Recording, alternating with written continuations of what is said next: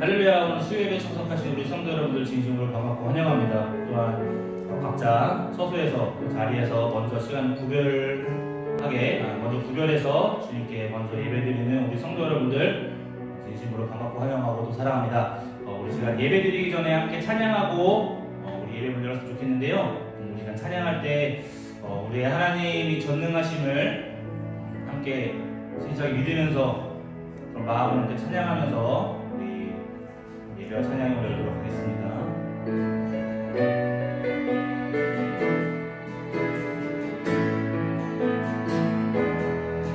전능하신 나의 주 하나님을 능치 못하실 전혀 없네. 우리의 모든 간구로 우리의 모든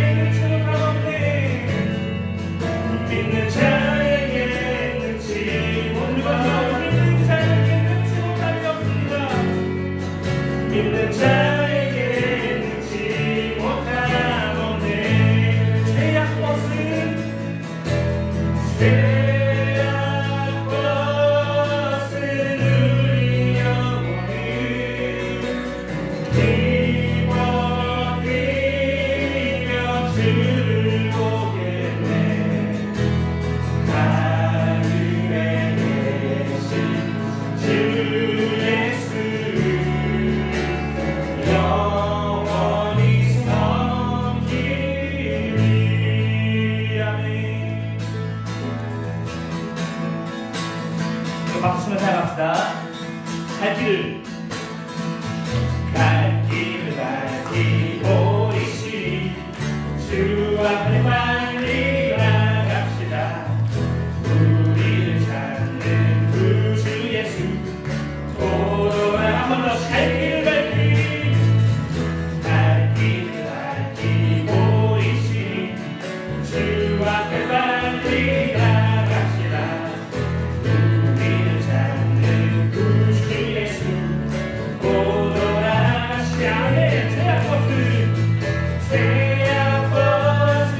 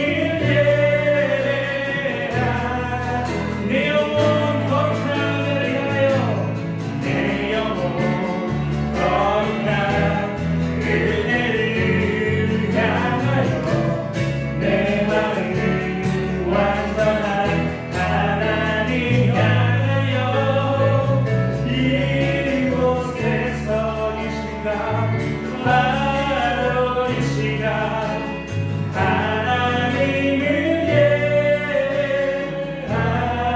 예배합니다. 내 영혼 거룩한 은혜를 향하여 내 마음 완전한 하나님 향하여 이곳에서 바로 이 시간 하나님을 예배합니다.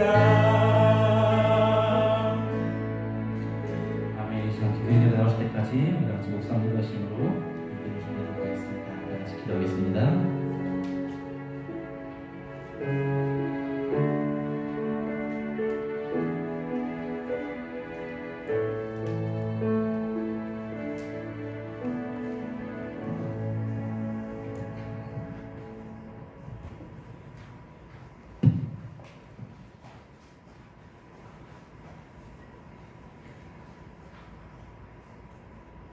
언제나 믿는 자의 요새요 피난처이시며 방패 되시고 힘이 되시는 주 여호와 하나님을 찬양합니다. 보잘것없고 죄 많은 우리들을 자녀 삼아 주시고 먼저 택하시어 주님의 나라 백성 되게 하시니 감사와 경배를 올립니다. 주의 긍휼로 매일을 살게 하시니 오직 주만 바라보며 천국 소망 품고 살게 하소서. 주님 주신 말씀 의지하며 다시 오실 예수님을 기다리며 오늘을 버티게 하시고 내일을 꿈꾸게 하시옵소서. 사순절 기간 그 어느 때보다 경건하게 우리의 죄, 나의 죄로 인해 피 흘리며 고통당하신 주 예수 그리스도를 생각하며 회개하고 기도하며 절제하고 인내하며 고난에 동참하기를 원합니다. 시련과 연단의 시간들을 축복과 은혜의 시간으로 채워주실 주 여호와 하나님만 바라며 나의 모든 구원과 영광이 오직 하나님께 있음을 고백하며 주의 위로를 구하오니 내 영혼의 주인 되어 주시옵소서.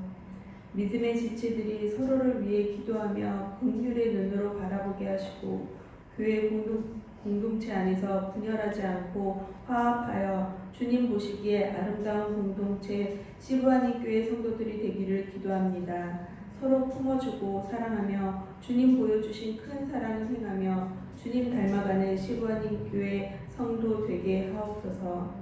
항상 성도들을 위해 기도하시고 말씀 주시는 담임 목사님 위에 함께 하셔서 건강을 허락하시고 맑은 영의 말씀으로 모든 성도를 위해 함께 할 수 있도록 은혜 내려 주시옵소서. 옆에서 돕는 베틀 사모님과 영상 예배로 수고하시는 예배팀을 기억하시고 이 팬데믹 기간 동안 지치지 않게 하시고 귀한 예배 준비할 수 있는 능력 주시옵소서. 예배당에서 예배 드릴 수 있게 하시니 너무나 감사드립니다. 온전하고 순전한 예배로 주님께 영광 올릴 수 있는 곳이 많아지고 주 여호와 하나님의 이름과 예수 그리스도의 보혈의 공로를 온 천하 만민이 믿는 그날이 속히 오길 소망하며 우리를 위해 고난당하신 살아 역사하시는 주 예수 그리스도의 이름으로 기도드립니다. 아멘.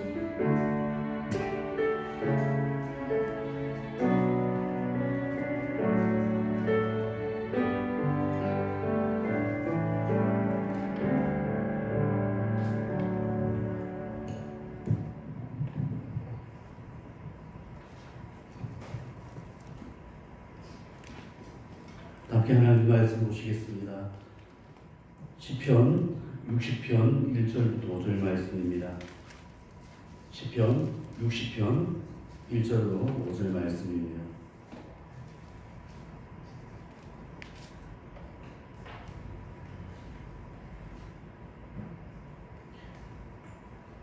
한 절씩 교독하시고 5절 다 함께 읽도록 하겠습니다. 하나님이여 주께서 우리를 버려 흩으셨고 분노하셨사오나 지금은 우리를 회복시키소서. 주께서 땅을 진동시키사 갈라지게 하셨사오니 그 뜸을 기울소서. 땅이 흔들림이니이다. 주께서 주의 백성에게 어려움을 보이시고 비틀거리게 하는 포도주를 우리에게 마시게 하셨나이다. 진리를 위하여 달게 하셨나이다. 함께 읽겠습니다. 주께서 사랑하시는 자를 건지시기 위하여 주의 오른손으로 구원하시고 응답하소서. 아멘. 오늘도 하나님의 은혜 가운데서 주의 교회에 나와서 함께 예배드리고 또 영상으로 예배드리고 있는 모든 성도님들에게 하나님의 귀한 말씀이 전해지고 이 말씀이 삶의 큰 힘이 되시기를 주의 이름으로 소원합니다. 며칠 전 우리 막내딸과 함께 좋은 시간을 가졌습니다. 오랜만에 한국에서 돌아왔기 때문에 아이들이 얼마나 이쁜지 모르겠습니다.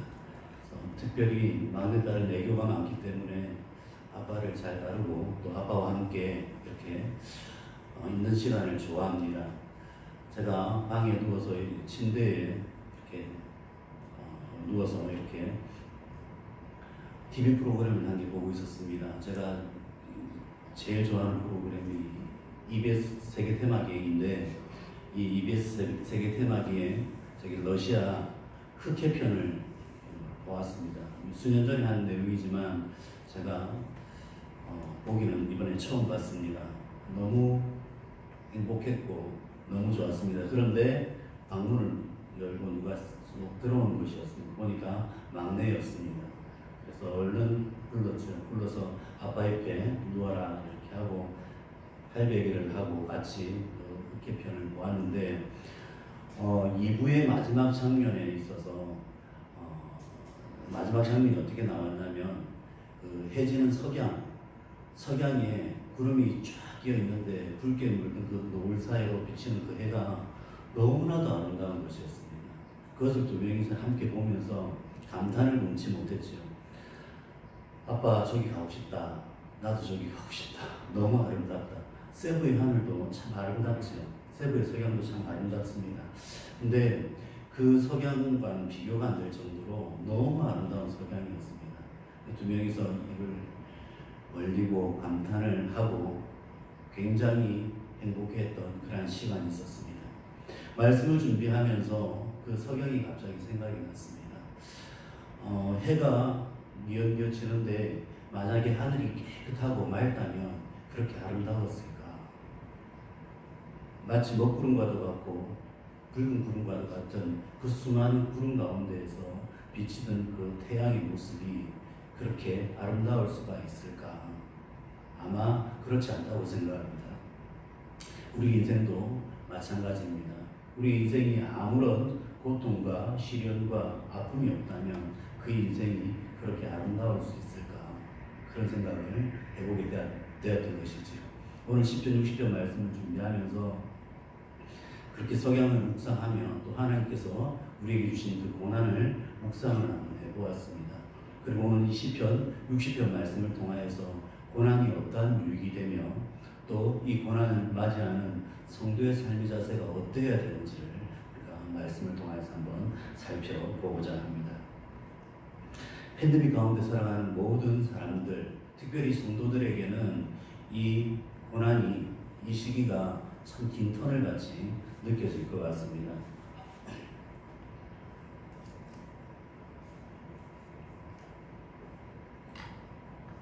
막막한 그런 시간들 가운데 언제 이 팬데믹이 끝날지도 알 수 없고, 그리고 또 이 팬데믹 기간 가운데에서 무너진 삶의 모든 자리가 굉장히 길게 느껴지고 아프게 느껴지는지 모르겠습니다. 그런데 더 아프게 느껴지는 이유가 무엇이냐면 하나님을 잘 섬긴다고 하는 백성들에게도 이러한 고난이 다가온다는 것이죠. 그리고 이 고난은 세상 사람이 주는 고난이거나 사탄이 주는 고난인 경우에 우리가 그럴 수 있다고 생각할 수가 있습니다. 하지만 이 고난이 하나님으로부터 왔다고 생각하면 그 고난은 더욱더 마음이 아픈 것이죠. 나를 사랑하시고 늘 항상 나를 지켜주시고 나와 동행하시겠다고 약속하신 그 말씀의 하나님께서 이러한 고난을 주신다면 그 고난 자체가 굉장히 힘들게 느껴진다고 하는 것입니다. 하지만 이 시간마저도 언젠가는 끝이 있을 것입니다. 그리고 그때가 되면 우리가 분명히 알게 될 것입니다.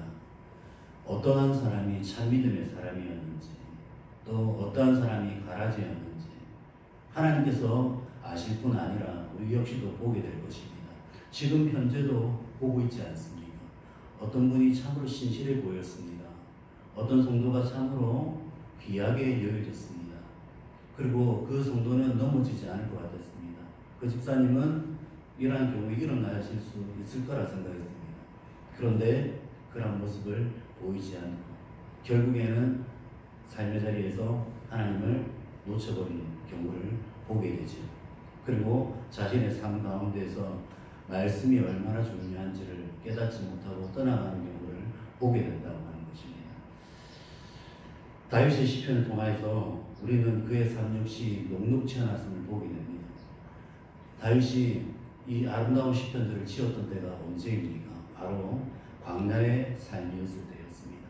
그가 애매히 고난을 당할 때, 그리고 믿었던 사람들로부터 배신을 당하였을 때, 그리고 또 아둘람 동굴에서, 그리고 반역을 깨하는 그 정적들로부터, 블레셋의 위험으로부터, 그리고 자기가 잘 섬겼던 그러한 사울 왕으로부터, 심지어는 자기 아들의 반역으로부터 도망가던 그 시절의 시편 가운데서 가장 아름다운 시편이 지어졌다고 하는 것입니다. 우리가 고난을 당할 때 마음 가운데 참 어려움을 느끼게 되지만 더 어렵다고 하는 것은 조금 전 말씀드렸던 것처럼 바로 하나님으로부터 이 고난이 주어졌다고 느껴질 때입니다. 시편 60편이 그러합니다.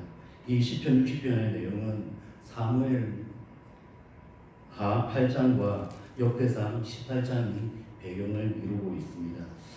오늘 그 표제를 보면 다윗이 교훈하기 위하여 지은 믹담, 인도자를 따라 수산 에돗에 맞춘 노래, 다윗이 아람 나라임과 아람 소바와 싸우는 중에 요압이 돌아와 에돔을 소금 골짜기에서 쳐서 120,000명을 죽인 때에 비교적 긴 제목의 표제가 나와 있죠. 배경은 이러합니다. 다윗이 이제 통일왕국을 이루기 위해서 막바지 전쟁에 이렇게 접어들게 되었습니다. 다윗은 어디를 가든지 하나님께서 그가 전쟁에서 승리할 수 있도록 도와주셨다고 그렇게 성경에 기록을 하고 있습니다.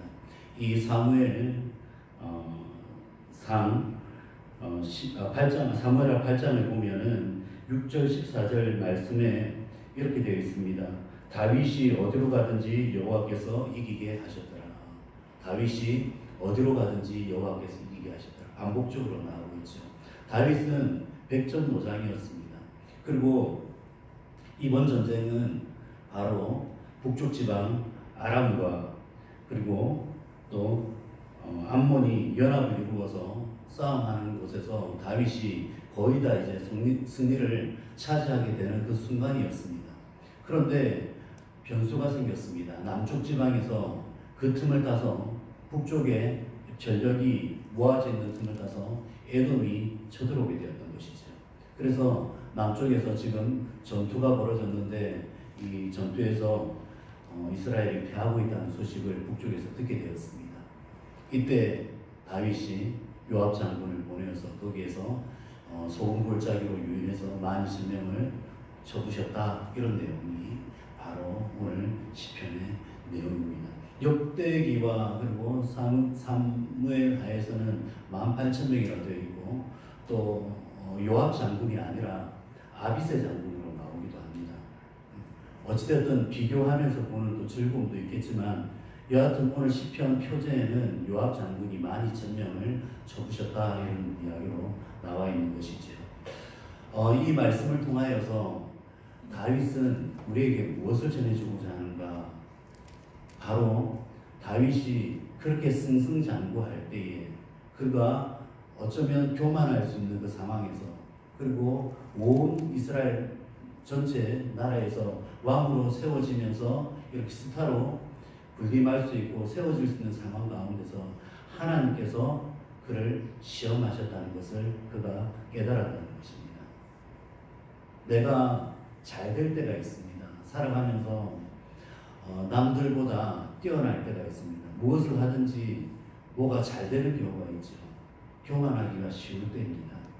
그리고 또 잘 되면 옆을 돌아보지 않는 경우가 많습니다. 그리고 잘 되면은 하나님을 잊어버리는 경우가 많다는 것이죠. 다윗이 혹여나 싸움에 도취되어서 전쟁 승리에 도취되어서 그가 하나님을 잊을까? 그가 그의 왕국을 세울까? 하나님께서 마지막으로 테스트하신 것이라 생각할 수가 있습니다. 이를 통하여서 다윗은 오직 전쟁은 하나님의 손에 달려있고 또 이 세상을 살아가는 데 있어서 나의 힘이 아니라 하나님의 힘을 의지할 때에 내가 살아갈 수 있다는 것을 다시금 깨닫게 되었다는 것입니다. 우리 오늘 이 말씀을 통하여서 다윗이 하나님으로부터 이 시험을 받았을 때 왜 나에게 이런 시련이 주어졌을까?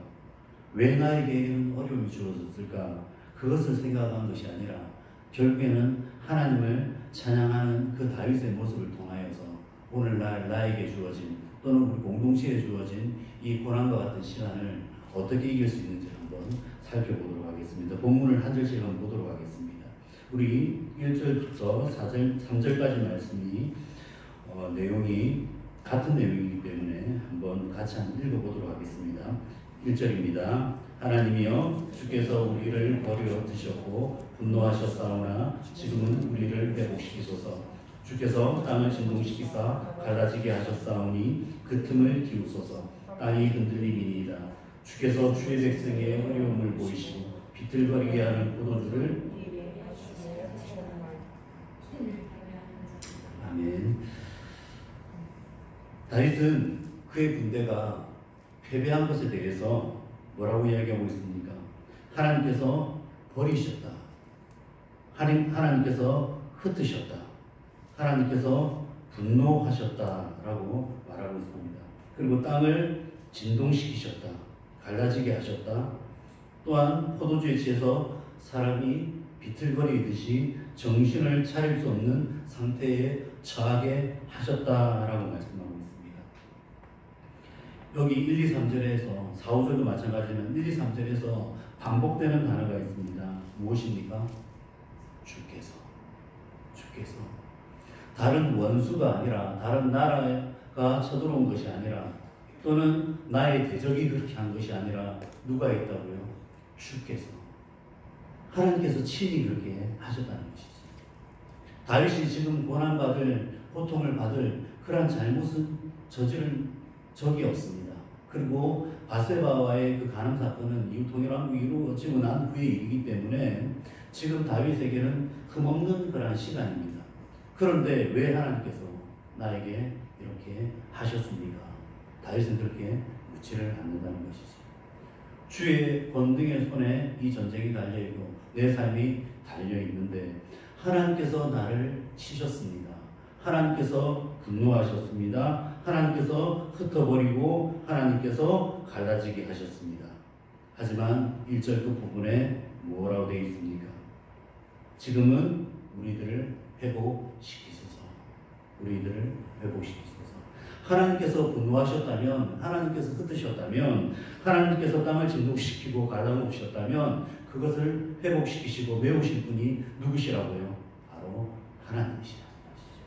그것을 다윗은 강조하고 있습니다.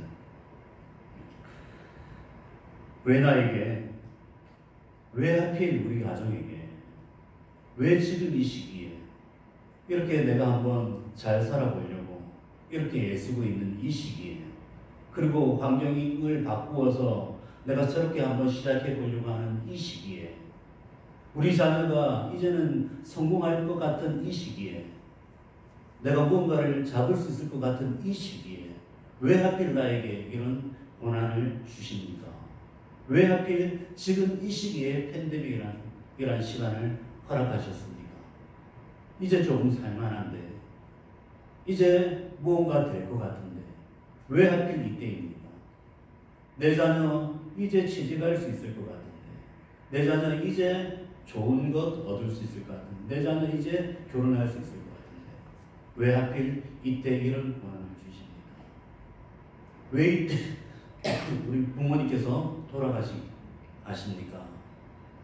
그렇게 많은 사람들로부터 사랑을 받고 칭송을 받던 그 부모님이었는데 팬데믹이라는 이유로 아무도 찾아오지 못한 그 쓸쓸한 죽음을 맞이하게 하십니까? 우리 삶에서 이런 의문이 있을 수 있죠. 얼마든지 있을 수 있습니다.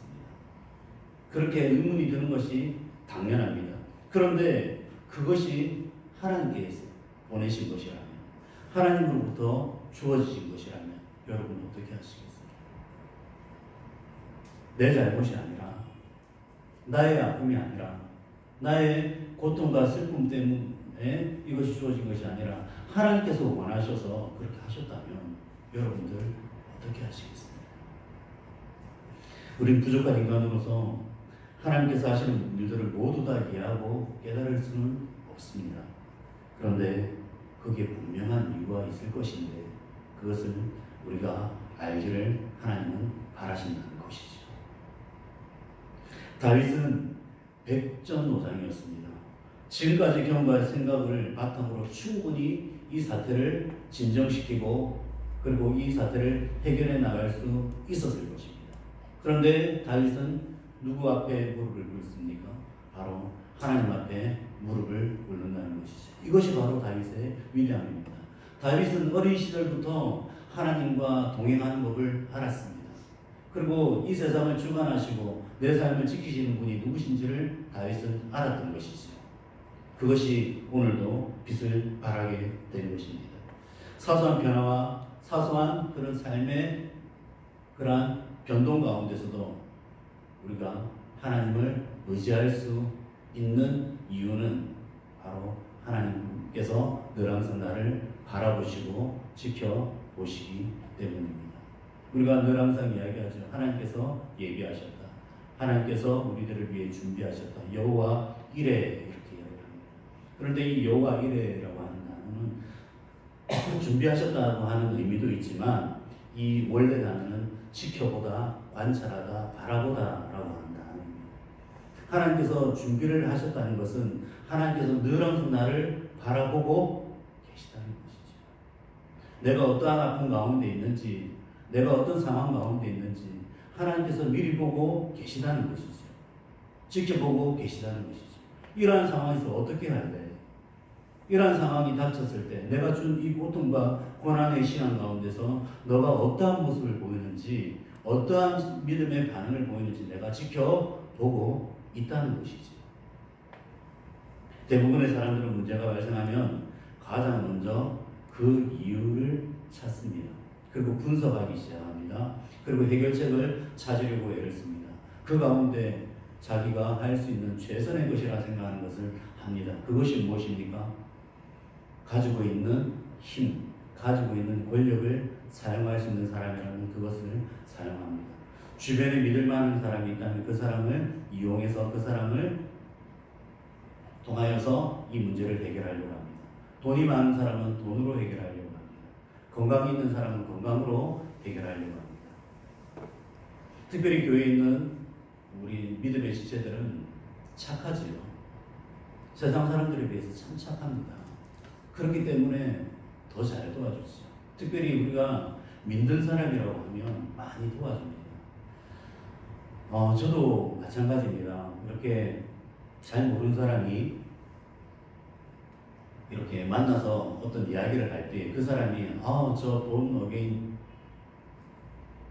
처치 멤버예요. 저 예수님 믿는 사람이에요. 저 어느 교회에 다닙니다. 이런 이야기를 들으면요 더 도와주고 싶어요. 왜? 같은 형제고 자매이기 때문에. 사람들은 그런 것을 또 이용하기도 하죠. 같은 형제라고 하는 이유로, 자매라고 하는 이유로 그 사람을 이용하기도 한답니다. 이것이 사람의 처세술로 생각을 하고 착각을 하죠. 그래서 늘 항상 내 주변에 있는 것을 통하여서 내가 어떻게 하면 다시 이 문제를 해결하고 일어서 볼까 생각을 한다는 것입니다. 하지만 다윗은 그렇지 않았습니다. 참 믿음의 사람은 그렇지 않습니다. 참 믿음의 사람은 바라보아야 할 대상이 누군지를 분명히 알고 있다는 것이죠. 그리고 그 대상에게 분명히 나아간다는 것입니다. 그분이 누구십니까? 만군의 주 여호와. 모든 군사를 이끌고 계시는 그 만군의 주 여호와 하나님 앞에 다윗은 그 모든 전쟁의 결과를 내려놓았던 것입니다. 하나님 일어나소서. 하나님께서 나를 보고 계십니다. 여호와께서 이래 되십니다. 하나님께서 이 일을 맡아 주십시오. 다윗이 이러한 믿음의 소유였다는 것입니다. 이제 하나님을 경외하는 자들을, 그래서 다윗은 진리의 깃발 아래에 모이게 해달라고 강구하고 있습니다. 우리 4절 말씀 보겠습니다. 주를 경외하는 자에게 깃발을 주시고 진리를 위하여 달게 하셨나이다. 주를 경외하는 자에게 깃발을 주셨다. 전쟁에 있어서 깃발은 굉장히 중요한 의미를 지니죠. 전쟁에 있어서 사람의 마음을 요동치게 하는 것 중에 하나가 깃발입니다. 폴로기는 우리 아군의 깃발을 보면 사람이 용기를 얻습니다. 그리고 전쟁에서 그 군악대가 큰 역할을 하죠. 그 음악에 맞추어서 행진을 하고 그 깃발을 볼 때에 사기가 충천해지고 그것을 볼 때에 힘이 생긴다고 합니다. 우리가 바라보아야 될 깃발이 무엇입니까? 여호와의 깃발이죠. 여호와의 깃발입니다.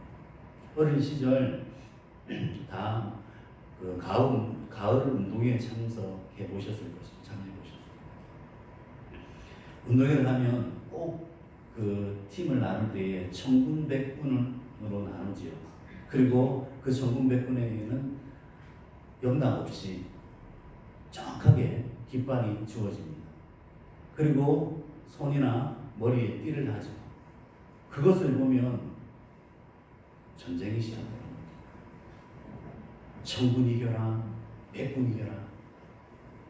흔들리는 그 깃발을 보면서 최선을 다해서 우리 팀을 응원하면서 또 경기를 임하게 되는 그런 것입니다. 마찬가지입니다. 하나님의 깃발을 보면 하나님의 백성은 그 하나님을 위하여서 싸웁니다. 이 땅이 사탄과의 전쟁이라면 그 전쟁을 이기기 위하여서 최선을 다하여서 피를 흘리기까지 그 믿음을 지키기 위하여서 싸운다는 것이죠. 그런데 그 전쟁의 배후에 누가 있다고요? 그 전후에 누가 계시다고요? 하나님께서 이끌고 가신다는 것이죠. 그 깃발 아래에 모이라고 하는 것입니다. 5절 말씀에 주께서 사랑하시는 자를 건지시기 위하여 주의 오른손으로 구원하시고 응답하소서. 하나님을 경외하여 모인 자들, 하나님께서 사랑하시는 그들을 구원해 주시고 하나님께서 그들을 인도해 주시고 그들의 기도에 응답해 달라고 다윗은 기도하고 있는 것입니다. 나의 힘을 의지하는 것이 아니라 하나님 앞에 모인 자들, 하나님의 성전에 모여서 함께 예배드리는 자들, 하나님의 말씀에 귀 기울이는 자들, 그들에게 하나님 응답하여 주시옵소서. 다윗의 위대함이 바로 이것이죠. 그는 삶의 순간순간 그가 승승장구할 때이든지 고난을 당할 때이든지 하나님을 찾고 하나님만을 의지합니다. 본문의 하반절인 6절부터 쭉 말씀을 보면 여러 나라가 거듭되는 것을 볼 수 있습니다. 6절 말씀에 세겜이 나옵니다. 숫곳이 나옵니다. 7절에 길르앗이 나옵니다. 므낫세도 나오고 에브라임도 나오고 유다가 나옵니다. 8절에 모압이 나오며 에돔이 나오고 블레셋이 나옵니다. 여러 나라와 도시의 지명이 나오죠. 왜 이렇게 여러 나라와 도시의 지명이 나왔을까요? 바로 이 모든 나라들을 주관하고 계신 분이 누구라고요? 여호와 하나님이시라. 이스라엘만의 하나님이 아니시라. 우리 성도만의 하나님이 아니시라. 온 인류, 온 우주의 하나님은 바로 우리의 아버지시라는 것이죠.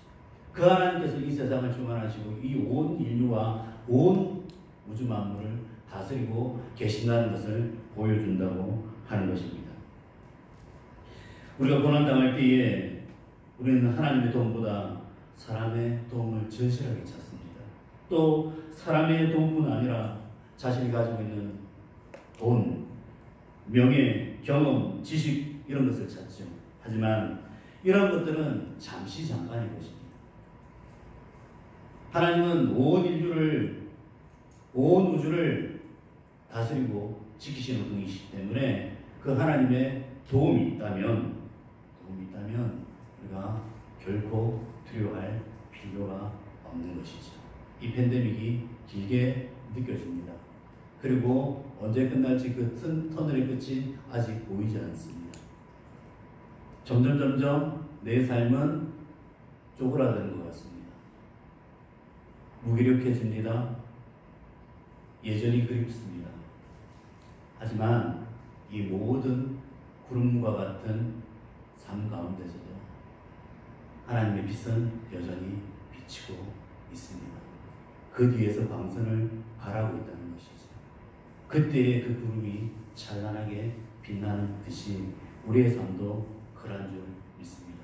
이 고난이 많은 시간이 흘렀을 때에 먼 훗날, 아니 이 땅에서 우리가 이 고난이 끝없이 이어진다 할지라도 저 천국에서 이 고난을 둘러보았을 때에 참으로 아름다운 추억이었다, 그렇게 말할 수 있는 믿음의 사람들이 되었으면 좋겠습니다.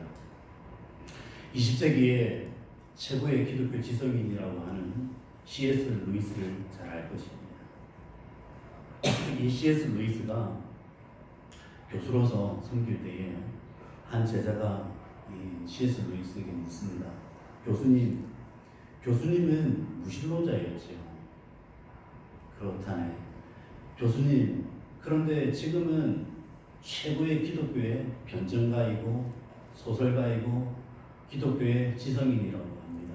그럼 교수님은 하나님을 믿으면서 그 하나님이 최고의 선의 하나님이시고 사랑의 하나님이시고 인애가 풍부하신 하나님이시라고 말씀을 하는데 이 세상의 이 고통과 고난은 어떻게 생각하십니까? 왜 이 세상에 이렇게 고난과 고통이 많은 것입니까? 교수님, 속 시원하게 한번 설명을 해주시죠. 여러분도 이런 질문하실 수 있지 않겠습니까? 하나님이 사랑의 하나님이시라고 하면서 인애와 긍휼이 풍부한 하나님이시라고 하시면서 이 세상이 왜 이렇습니까?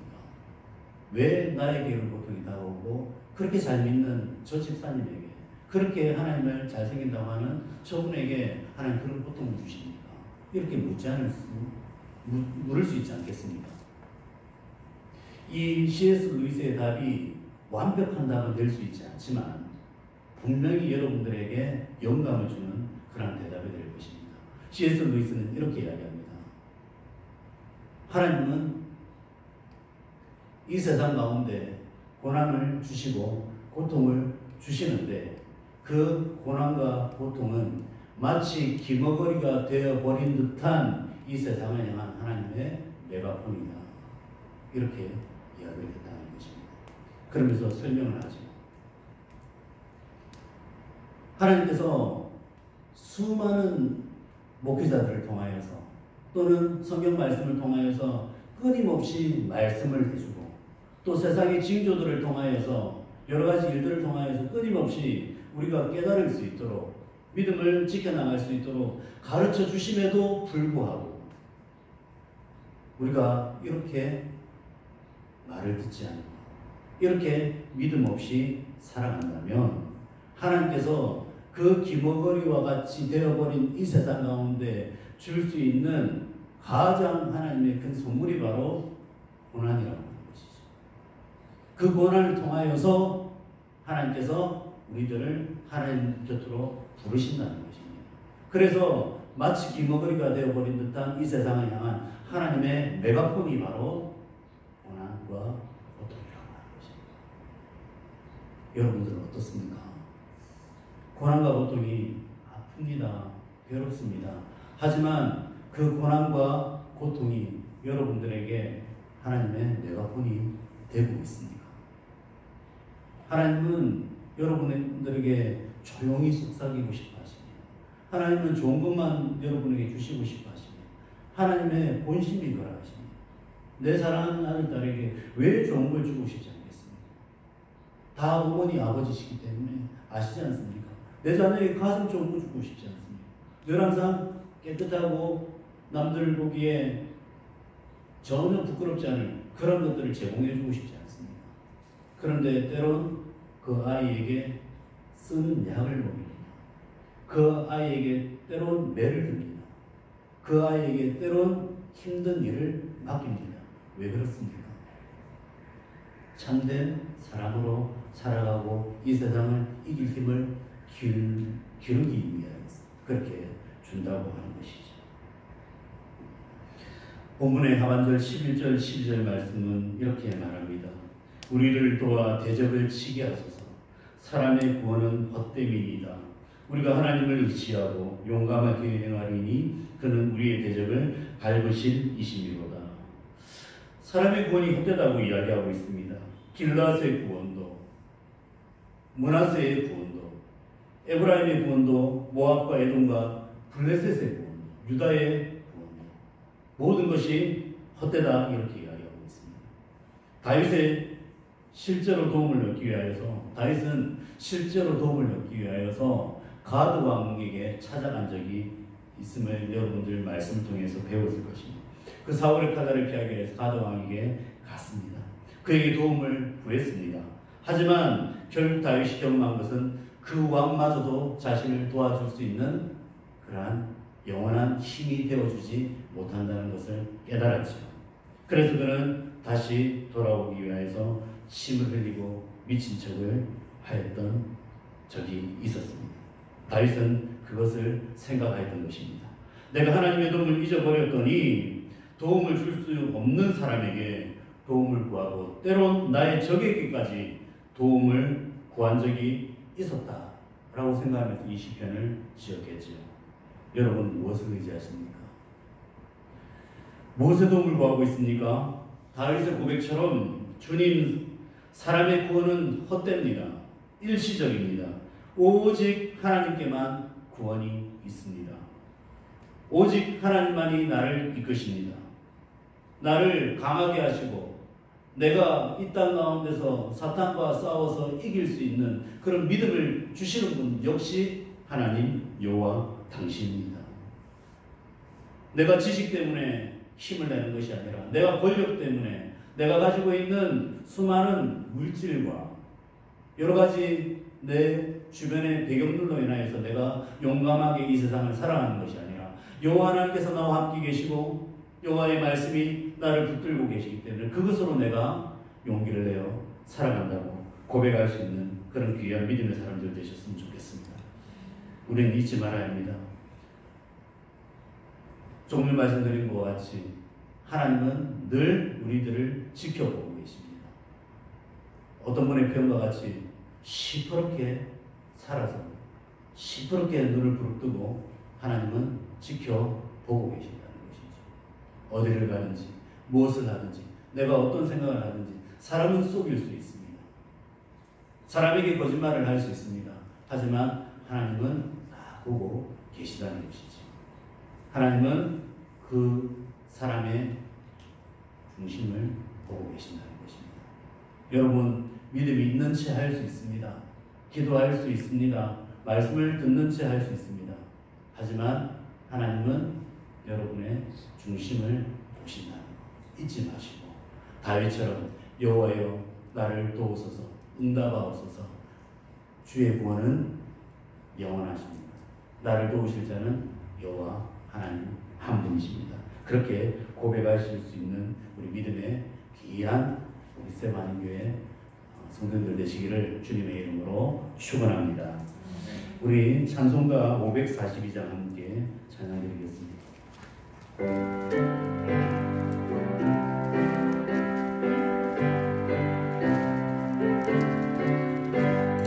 구주 예수 의지하니 심히 기쁜 일일세 영생 허락받았으니 의심 아주 없구나 예수 믿는 것은 바른 죄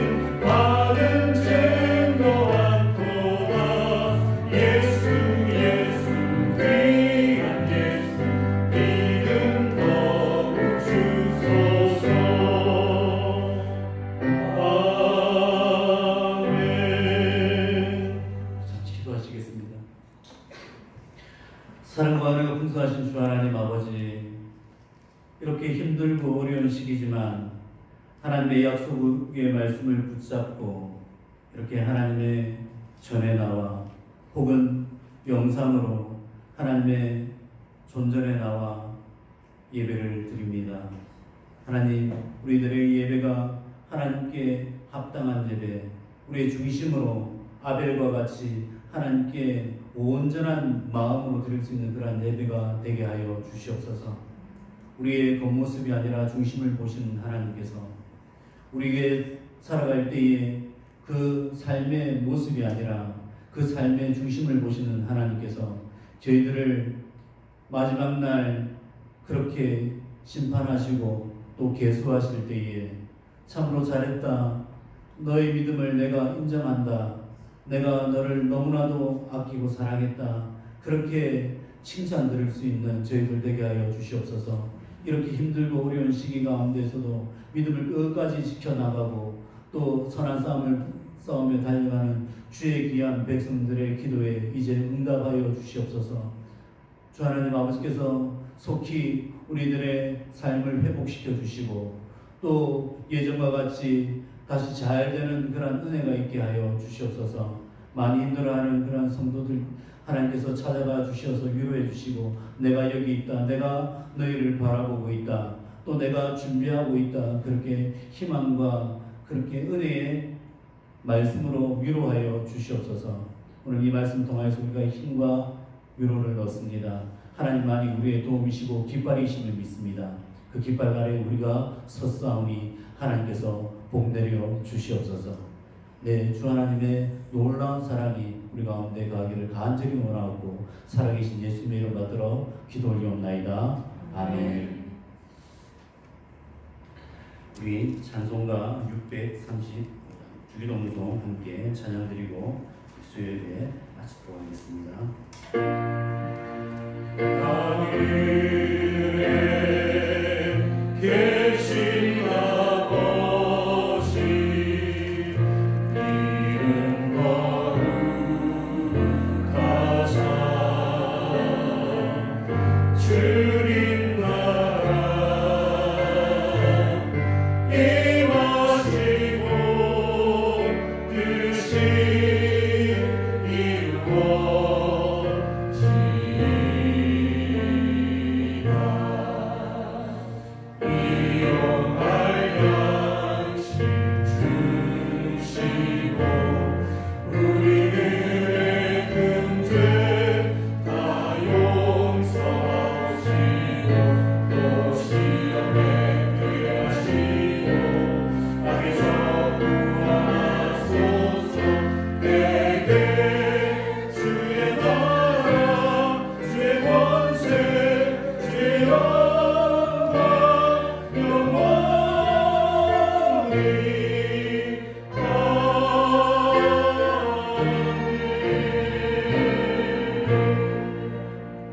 하나님께 영광의 박수 올려드리겠습니다.